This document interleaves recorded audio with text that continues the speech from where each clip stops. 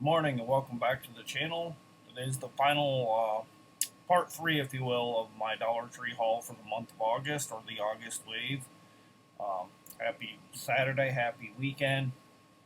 Let's get started. It mostly consists of DVDs. It's usually my rule of thumb on my videos when I do these Dollar Tree waves, is that they're predominantly about 85% DVD usually. But let's get started on what I grabbed. Right off the top here, I got a Storybook treasure from Scholastic Schoolbook, I think. It's just called Scholastic. 6 stories: Giggle, Giggle, Quack, Doobie, Doobie, Moo, Duck for President, Diary of a Worm, and Diary of a Fly. This apparently has won over 10 awards right here, and that's Giggle, Giggle, Quack. I think I might have seen this maybe on PBS. Not really sure. You can go to the Scholastic.com site as well as newkideo.com. 84 minutes on this one, and it does. They do recommend it that your children be 3 to 8 watching this, so probably anyone over 8 would probably find this kind of boring, I guess, or really not to their liking. It says collect the entire library of Scholastic Storybook treasures, read along on screen with your favorite classic children's stories brought vividly to life on DVD. Pretty neat little packaging here with the cover.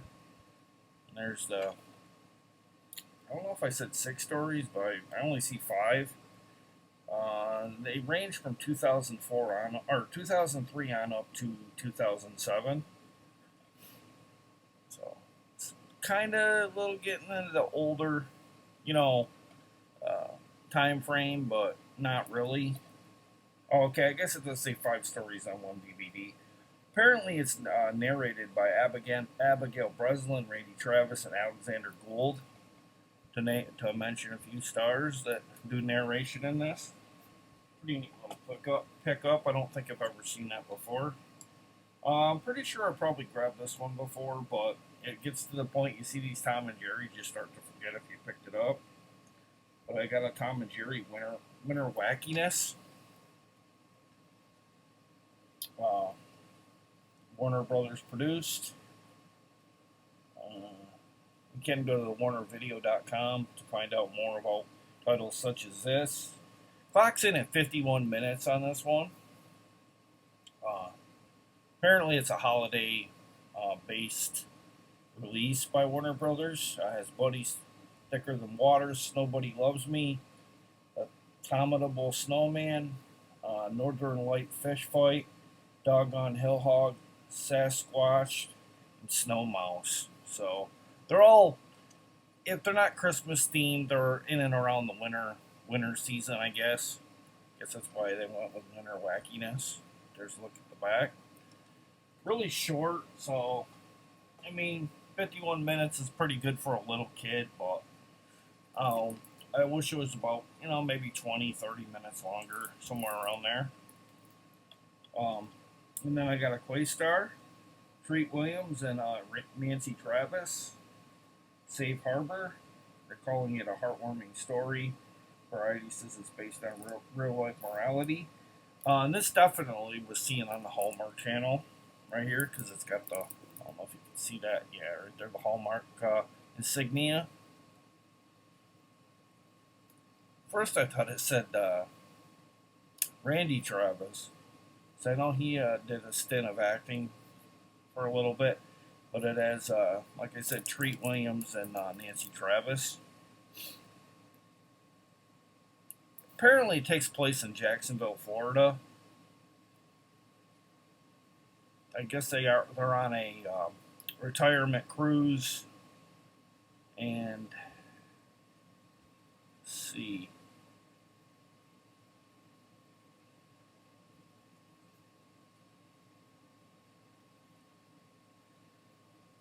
I'm not really going to get into details. It's kind of like all over. I'm not complaining about it. It's just kind of like really detailed here and there, and I don't really with 27 titles, I don't want to, be reading it for too long for you. But it looks interesting. Like I said, I did like the movie with John Denver. I put that up, and then I put it up. Another movie up that I watched last night called The Super. Starred Val Kilmer, which really wasn't really starring Val Kilmer, but I kind of expected that. It was a really good like horror thriller kind of film in an apartment building with a girl ghost, if you will. I'm not going to go into detail on that one either, because if you talk too much about The Super, it kind of gives plot points away, and I don't want to ruin the movie. But I'm going to start putting movies up here I watch right here. But this is the John Denver one and The Super that I watched last night. And then I got another Questar starring Bridget Fonda, Jacob Have I Loved. I guess. It's kind of confusing the way it's written. It looks like the little girl that played in. Yeah. Almost looks like Tatum O'Neal. I don't know if it is. I don't know if she would have been in this.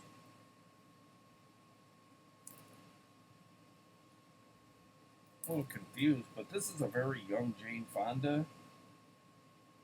During the early days of World War II, on a small island in Chesapeake Bay, twin sisters have a rivalry with brothers Esau and Jacob from the Bible. Caroline, the younger twin, is the family's favorite and most popular girl in town.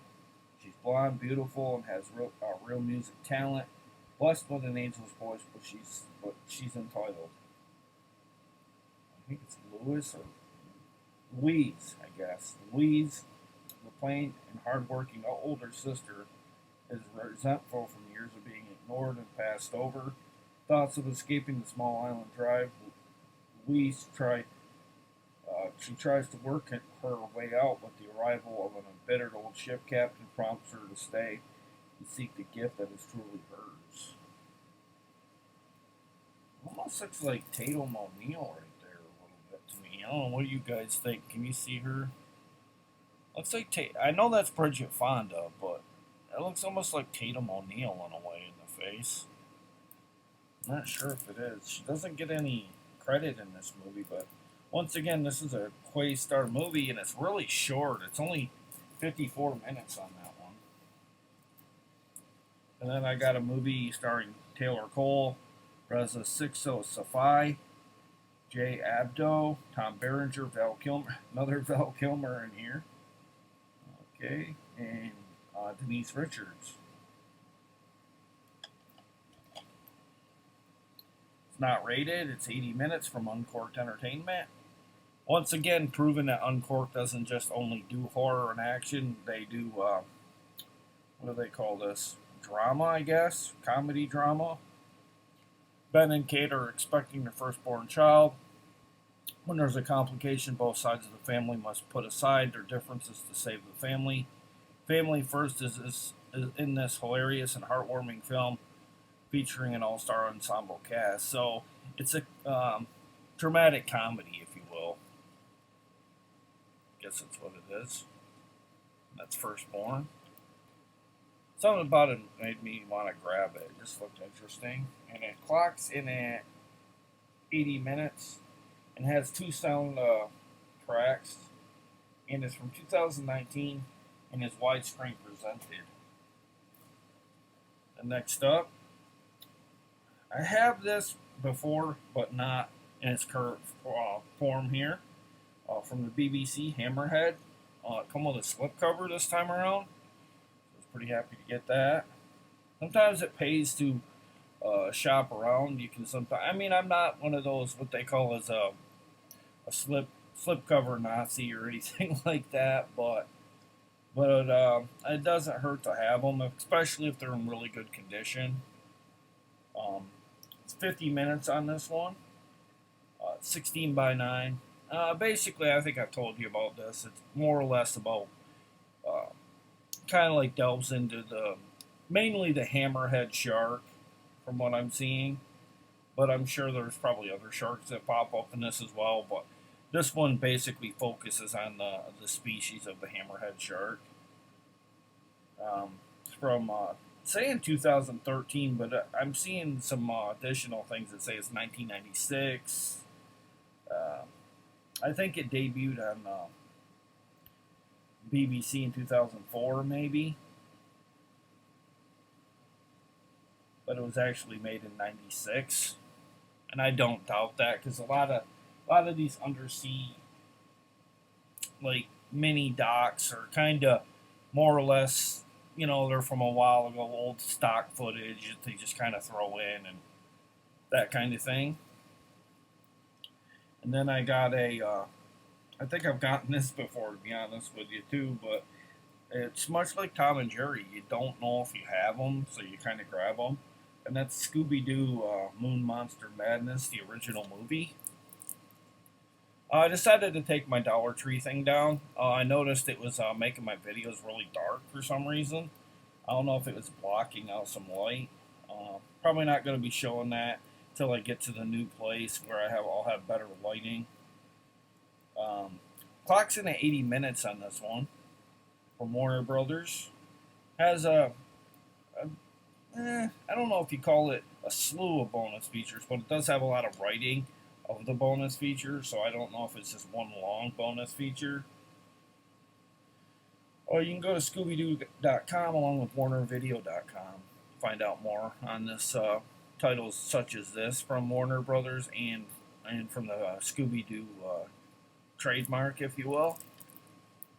So back, and that's Scooby-Doo Moon Monster Madness, original movie.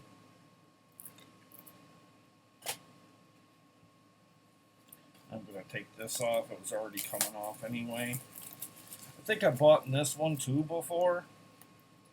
It's a 20 Western set, and I don't really like it when they do this.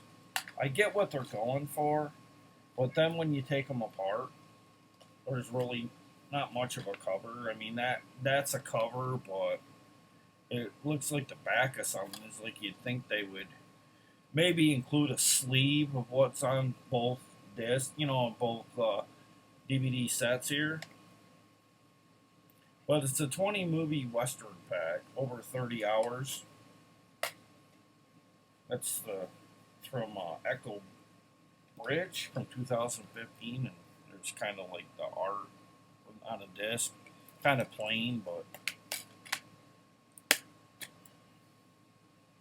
I think this has more. Yeah, this has more than one disc on it, and you get more of the same on here with the design. So it's this is 2012, and I think this one comes with.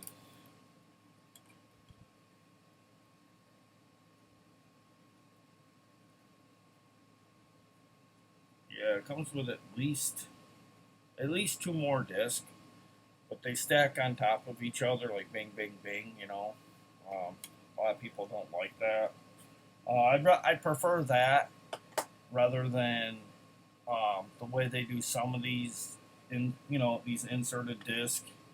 It's just a matter if you can get them, push them back on and keep them that way. Like when I'm moving, that's gonna stink. So I'm gonna have to be careful with movies such as this. But I'm still happy to have that.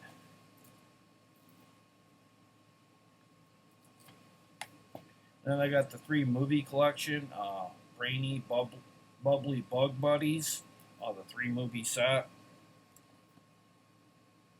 It's from Wow Now Kids and widescreen presented. And you got almost halfway to 300 minutes of entertainment on this disc.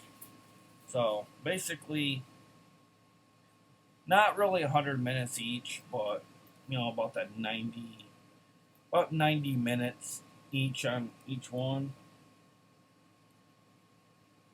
Awesome to pick it up as a 3-pack though.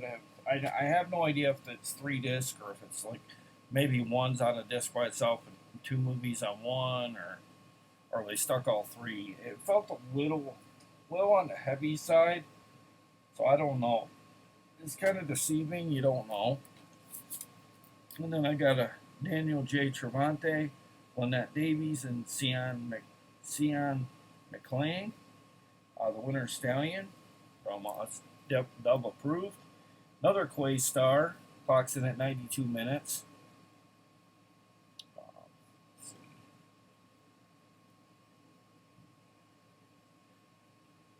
Apparently, it takes place in and around the Christmas time era, around that time frame. Not era, but around that joyful holiday, if you will, around Christmas. Winter Stallion. It's pretty, kind of almost like a Black Beauty in the Christmas time. And then I got another Questar, The Best of Red Skeleton. 4 programs over 3 hours. Notice something with a Questar. A lot of their titles are really long in the tooth, so you're actually getting quite a bit of movie for what you're paying for. This says it has over 3 hours. Has Red Skeleton's Christmas Dinner, More Funny Faces 3, a Royal Command Performance. And if I haven't mentioned it, Questar are out of Illinois. Just to reiterate that, for people that might have not seen the first 2 videos in this August wave. Says I'm nuts and I know it, but so long as I make them laugh, they ain't going to put me away, says Red Skeleton. I always did try to make everyone laugh. He's popped up in things, I think he's passed away now. And if he hasn't, I apologize. I assume he is, because, he's been doing this for a long time. But it's The Best of Red Skeleton. I couldn't resist. I did have another one of his. Everybody could use some comedy right now with what's going on out in the world. So why not grab, some Red Skeleton here? Need more people like that, make us laugh, that kind of thing. And then I got a show that was based on, or well, it wasn't based on, but it was on an actual physical channel. Was on the HBO, or on the premium service HBO. It's a collection of 10 tales from HBO. It says he takes you places you don't want to visit alone. Stars Kirstie Alley, Gary Busey, Peter Coyote, Willem Dafoe, Helen Hunt, Margot Kidder, Joe Pantoliano, and James Remar.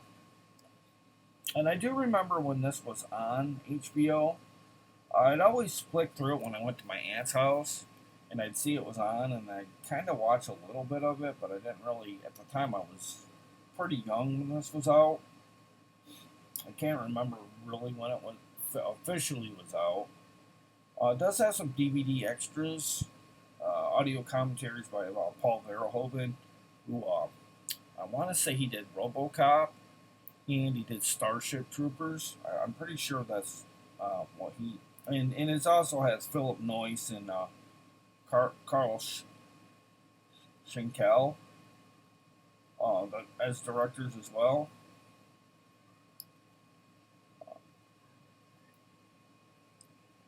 Paige Fletcher is the hitchhiker walking a lonely road where terror awaits her at every curve. Walk with him, and you'll find yourself in some very dark places you wouldn't want to visit alone. That's why he's there. He won't hold your hand, but he'll make sure the only ones who get hurt are those who deserve to. So I don't know if this is about a hitchhiker that goes from town to town and, I don't know, gets revenge on people, or bad things happen to them because they're bad people. Just because he's kind of like I don't know if he's kind of like a Death, kind of like a Grim Reaper kind of guy, like bringing bad things to these people.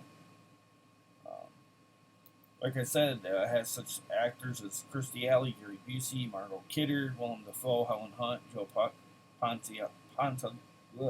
Pantoliano, and James Remar. They've been in such movies as Look Who's Talking, The Buddy Holly Story, Superman, Spider-Man, As Good as It Gets, The Sopranos, and Sex and the City. So, a lot of experienced actors in this, I guess, short-lived TV series for HBO.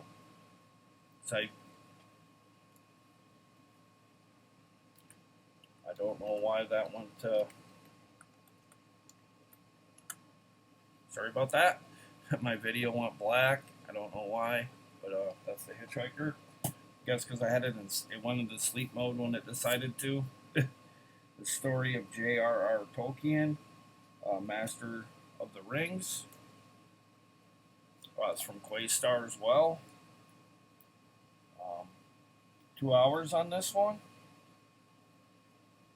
Basically, it celebrates the achievements of J.R.R. Tolkien from his early life, World War I, to his insightful gaze at the enormous tidal forces of World War II. We gain a new perspective of his creativity and language storytelling on an epic scale. I guess they provide 3D maps of Middle Earth and kind of go into the mind of J.R.R. Tolkien.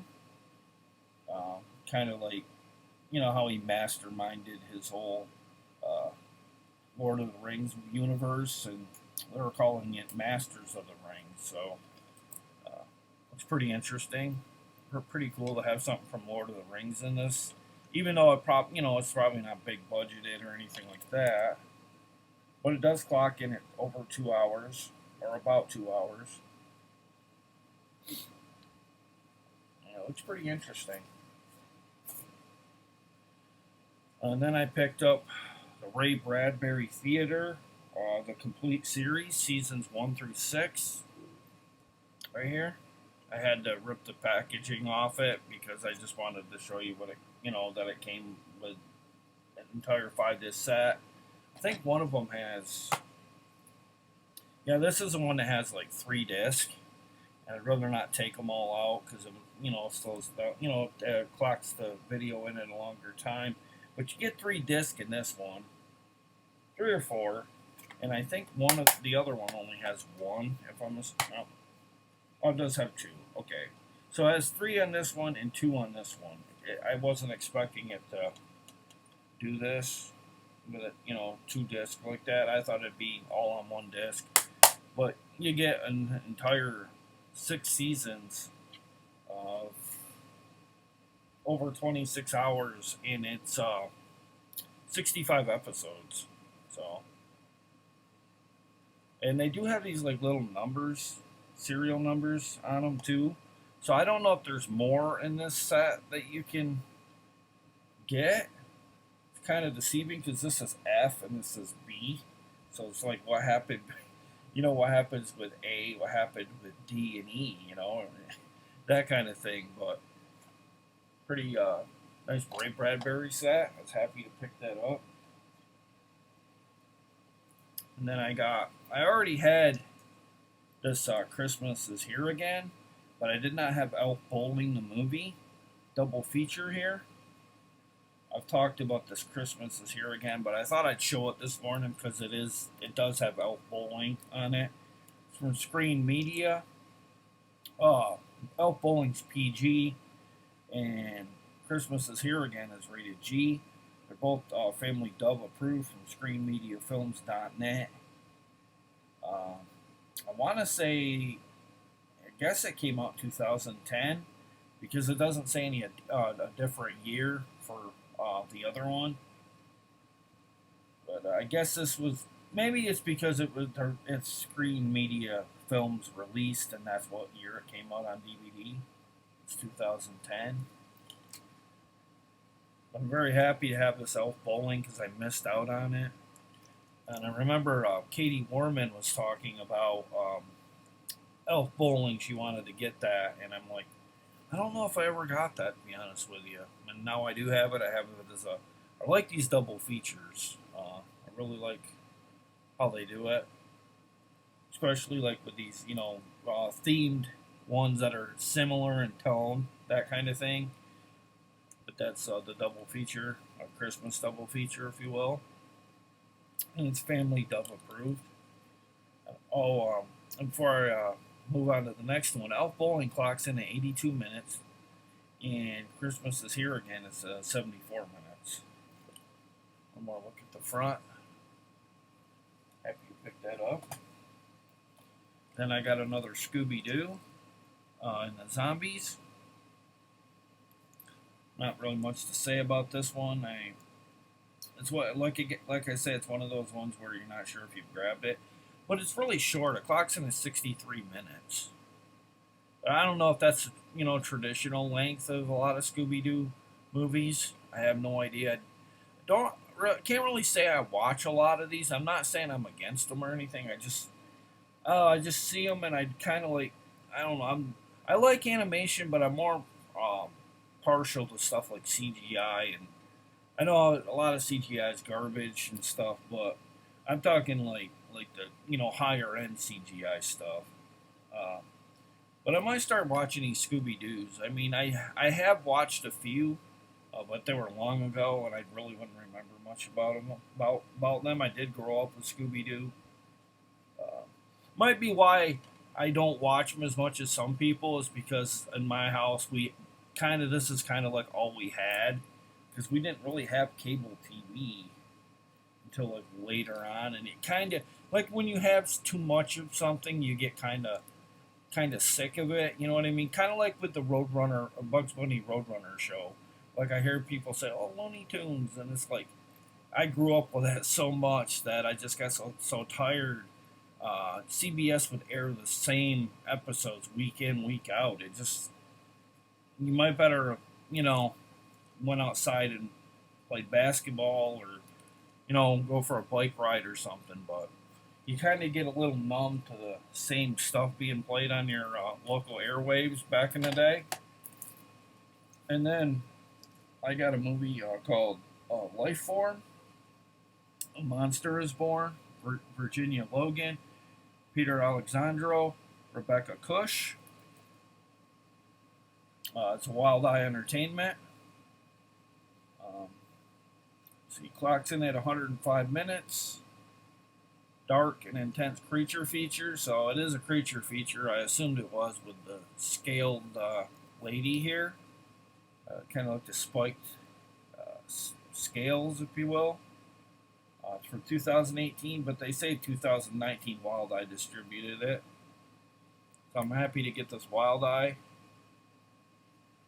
It does have chapter selection, closed captions, and a trailer for special features. I really don't call a trailer a special feature. I think all movies should come with those guaranteed. Just sometimes it gives person an option to watch the trailer before they watch the movie to see if it's something they'd want to watch. There's some people that, believe it or not, that don't have internet access in their town because there's dead zones across our country where you don't have that capability. I know that sounds really strange, but there are places, especially like up here in New York, like when you the further you go up towards Canada, like deep way up, there's not even DSL or anything like that because I think that's kind of like by the wayside. I don't know if there's even DSL providers or anything like that anymore. I haven't heard too many people say they have DSL or even dial up. I know that sounds funny, but it used to be a time you used to be able to go on the internet using your phone line, and that was a mixed up mess. I don't miss that. So I'm glad I have Spectrum's high speed internet because I'd be lost without it, and I wouldn't be here today with you on the channel if I didn't have it. But that's Life Form. Is that what it's called? Yeah, Life Form. And then moving right along, we got another Questar. It's called Kayla. A wild dog tames a young boy's loneliness and pain. It's dog family approved. Clocks in at 90 minutes.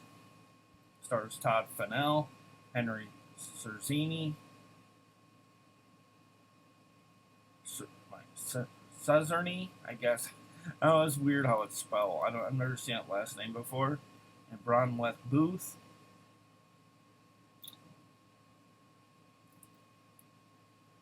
I don't know if this takes place during the 1920s. They're calling it a heartwarming story. Does clock in at 90 minutes. If it's anything like the John Denver story, I probably will pop it in at some point. Especially with winter around the corner. perfect time to start thinking about playing this. Like kind of like after Halloween, like that Thanksgiving Christmas time frame. It's like something I'd watch during that time frame. It's called Kayla. I don't know if it's the dog goes missing or he finds a. Well, I guess it's something to do with a sled dog race. I guess I didn't know if it maybe this wolf saves him or something. I don't know. I didn't really. Or he's seen the dog out in the wild and he took it in. The parents were against it or something like that. Which I mean they'd have every right because being a wild animal, even if it is dog-like or a dog, you don't want to take in something wild. I don't know if that was the message in the movie. And then I got another Questar starring Faye Dunaway, Tom Skerritt, Lauren Holly, and Ian Somerhalder. Changing Hearts. It's never too late to live the life you want. 96 minutes on this one, and I got to keep my mouse moving because if I don't, it might go into sleep mode. I'll go black and wonder what's going on. I've never seen it do that when I made a video. Kind of like a eerie, weird thing going on this morning again. It's directed by Martin Guigui, I guess. I don't know if that's how it's pronounced. It's the way I would pronounce it, Guigui. Because that is how I'd say the name Guido. Like Gui. So Guigui, I guess his last name is. Get ready for laughs, tears, and fabulous acting in this remarkable film. And you can go to the QuayStarEntertainment.com link to find out more on what, kind of different varying titles they have. That's Changing Hearts. I hope I said how long it is. 96 minutes on that one. Like I said, a lot of Questar. And this is just more proof that there was a lot of Questar. 100th anniversary tribute, 1914 to 2014. I got a Babe Ruth story here. It's a historic classic. 110 minutes on this one. It has a slew of bonus features that range from 1932 on up to 1961 on Babe Ruth, I guess, or different marks that were achieved in baseball in different years. There's a silent film from 1920 starring Babe Ruth as a small town boy who makes it big. They're calling it a family a must see. So I guess you must get this little movie on it as well. That has just happens to have Babe Ruth starring in it. This is his lifetime batting average was .342, which is incredible. 714 home runs. And he did hit the magical number of 60 home runs in 1927. He had over 2,200 runs batted in. And as a pitcher, believe it or not, Babe Ruth was a pitcher. He won 20 games and ended his career with an ERA of just a hair over 2.2 earned run average. For you non-baseball fans, let's put it that way, it's pretty damn good.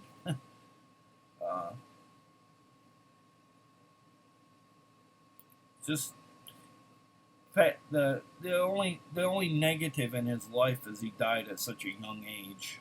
He lived a good life in his 53 years. He died in 1948. Later on, Henry Aaron would go on to beat his home run mark. A lot of people will say that Henry Aaron's is a little bit more asterisk versus Babe Ruth because Babe Ruth played in a lot, or Hank Aaron played in a lot more games than Babe Ruth did to get that mark. So, I mean, there's always controversy when it comes to historical benchmarks in sports. There's like always athletes more healthier than someone else, but that's the Babe Ruth story. Something really interesting. I'll admit I'm not a big Yankees fan, but he didn't just play for the Yankees. I think it said he played for. Uh, yeah, he played for the Orioles. Then I think he later played with the Red Sox, and then the Yankees got him. I think that's the order it went in. Maybe some of my really true baseball enthusiasts would, if there's anyone watching, could tell me all the teams he played with in the comments, because I just know what I see there. I know enough about Babe Ruth, but I'm not like versed on everything he accomplished. And I got a BBC season two disc set of Afterlife. I couldn't remember if I grabbed this because I'm pretty sure I got the first Afterlife. But it's better to be sure than walk out of the store and not get it at all. Clock's in at almost 400 minutes on this one from 2014. But they're saying it could have possibly come out 2006 too. So I don't know if that's when it physically got released on disc, was 2014, and it was out in 2006. So maybe some of my BBC fans out there could tell me about when this came out to be accurate. But it looks right up my alley. I like the Afterlife stuff. I know it's kind of creepy that I like that kind of stuff so much, but I've been fascinated by the supernatural since I was probably knee high to a grasshopper. I've loved the horror genre since I can remember. This looks right up my alley. Then next up, I got a movie starring Alan Thicke, Michael Aunt Keene, Helen Shaver. Bear with me, and like I said, there's a lot of Family Dove approved Hallmark, Questar based stuff in this wave. Not that that's a bad thing, but it seems like that was pretty much predominantly all there was. And that gets kind of repetitive after a while. I was kind of hoping we'd land some, not necessarily horror, but I would take sci-fi. I wouldn't mind some little more comedy. I'm going to say no more animation for a little while because we got a lot in the past waves, and there's still stock that's sitting on the Dollar Tree shelves. That's a lot of animation.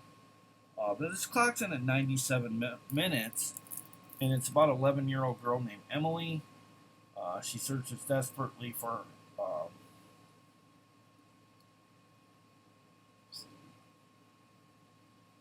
the family of an 11-year-old girl. They apparently search for her. And she gets lost into this forest called the Great Bear Rainforest. I guess she's reunited with an old friend, Masha, an orphan bear cub. I don't know if this is they based this off that cartoon, Masha. It's kind of almost like they took the Masha and the Bear cartoon that's on Discovery Kids, I think it's called, or on the channel Discovery Kids, and they turned it because the bear's name, I guess, is Masha, and the little girl's name is Emily. But I don't know if they intertwined them and made Masha and the bear based off in this movie, or maybe this is based off a book. I have no idea. It just takes place up in the Pacific Northwest. We're calling it a heartwarming story of loyalty and friendship. So I don't know if this is a bit of a tearjerker. It kind of has that vibe to it, but being Questar oriented, it is Questar. It just doesn't have the Questar logo up here like some of them. I thought it might have been Questar. The packaging looks very Questar-like. It's 97 minutes on this one. I'm almost done. I just got the 3 Blu-rays this morning, and then I'm done. And I did see this one. This one's a really good one. It's kind of creepy at times. It's Bloody Disgusting calls it terrifying and freakish. It's called The Citadel from Flatiron Films. Rated R. 84 minutes on this one. Everything a horror film should be. Creepy.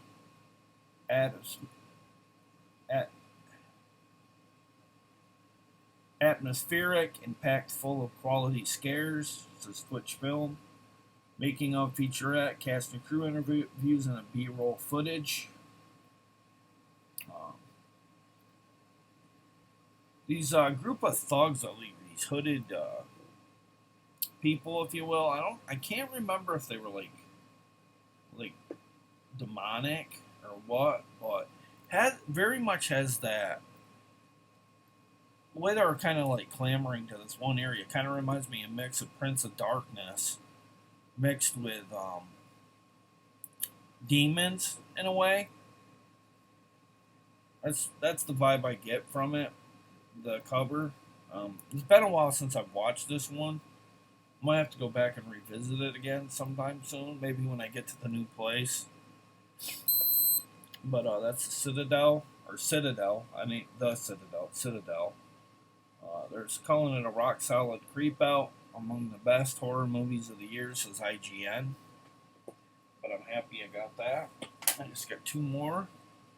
And then I got a Ben Affleck, Live by Night, from the director of Argo and The Town. Here he is on the cover. Rated R. Clocks in at 2 hours and 9 minutes. And it's got a ripped... Ugh, I don't like that. I don't know if you can see it there. I don't know if you can see it there. Yeah, see how like where it warps a little right there? Looks like somebody jabbed something into it. Yeah, I'll probably have to put a piece of tape on the inside and kind of push it down like you're gonna see it, but it's unfortunate. I don't like cover art ripped, you know, because cover art's a huge part of your collection too, not just the disc. I don't like the art to be like warped or, you know, or poked through like that. I don't know. I just like I said, I just wish some, you know, stores would be a little more careful, or whoever packs these to the stores would be a little bit more careful. They are physical disc. I mean, I know they don't, you know, they know they're going to a dollar store, but still, I mean, you want cover art with your movies. You know, and I'm not gonna print out a cover. A lot of times they don't look natural to me when you do that. It's a shame, but it's not, you know, big deal. Like I said, I could put a piece of tape in the inside, but yeah, if I ever see another one, I'll probably just grab another one. But that's Live by Night. Last one. It's a Blu-ray DVD combo pack starring Kareem Kassem, Eric Kabango, Sawa. He's running for his life. Yeah, I'm not gonna try even reading those names because those are some crazy names, and I don't want to do them Unjustice, if you will. If there's such a word, or injustice, I guess you could say. It clocks in at 84 minutes. Widescreen presented. It's an Echo Bridge and SP release. Things are looking up for DJ Scarab when he wins the local DJ championship in Egypt. Winning means he gets a chance to participate in the Big Drop Beats event in Brussels, where he could make a splash. Unfortunately, on the way to Brussels, his flight is redirected to Luxembourg because of a major strike in Belgium. Immediately upon arriving in Luxembourg, DJ Scarab loses all of his belongings, including his papers, music, and his identity. Mistaken for a refugee, DJ must rely on a colorful mix of new friends to get his situation straightened out. Oh man, that must be tough. He has no identification and he's in another country. Yeah, it's not good. It's kind of almost like he's getting his, you know, lost his reason for being, you know, because he's like got nothing to prove who he is. It sounds like could be a really interesting one, but kind of like heartfelt at the same time because I'm sure he's probably abused along the way. I'm not sure, but that's Sawa. I guess that's how it's pronounced. But that's my video this morning.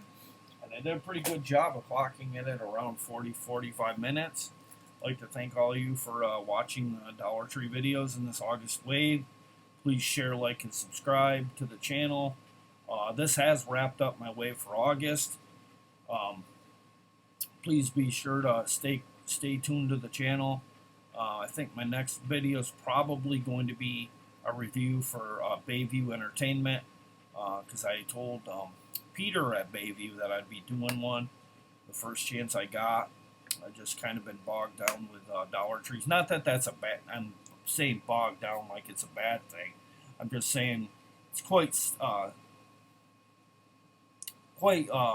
don't know what you want to word it like, but it's quite grueling after a while when you have X amount of titles you have to do after a while. You have to kind of be a little bit informative with them, and you kind of have to space so many out after a certain time. You know, you can't just go all in with all your movies. I feel like that's too much for the viewer. But thank you for watching. Have a great Saturday. Have a great weekend, and we'll be doing this again early next week, guys. See you later. Bye.